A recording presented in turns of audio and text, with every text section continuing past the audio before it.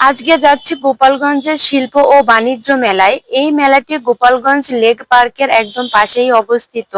এই মেলার বিশেষত্ব ছিল এক একটা কর্নার এক এক দিকে, অর্থাৎ বাচ্চাদের জন্য কর্নার একদিকে, আবার সাংসারিক মানুষদের জন্য কর্নার আরেক দিকে, কসমেটিক্স এর জন্য কর্নার একদিকে এবং খাবারের দোকানগুলো আলাদা দিকে।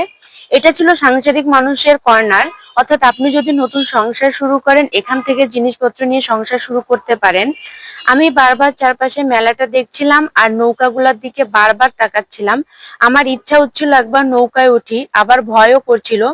আমার পরিবারের লোকজন বুঝতে পারি নাই হয়তো যে আমার ওঠার খুব আগ্রহ ছিল, তাই ওঠাও হয়নি।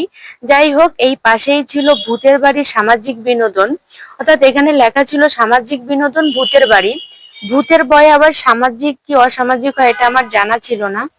ভূত সামনে এসে দাঁড়ালে প্রাণটা নিয়ে বাঁচতে পারলেই হয়, ওই সময় সামাজিকতা অসামাজিকতা দেখার টাইম আমার নাই।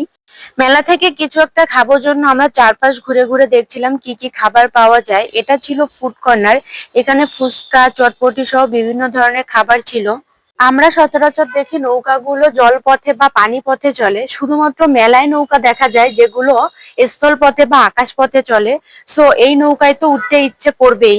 এই মেলায় সবকিছুতেই অনেক চড়া দাম ছিল, বোঝাই যাচ্ছিল বাণিজ্য মেলায় এরা বাণিজ্য করতে আসছে।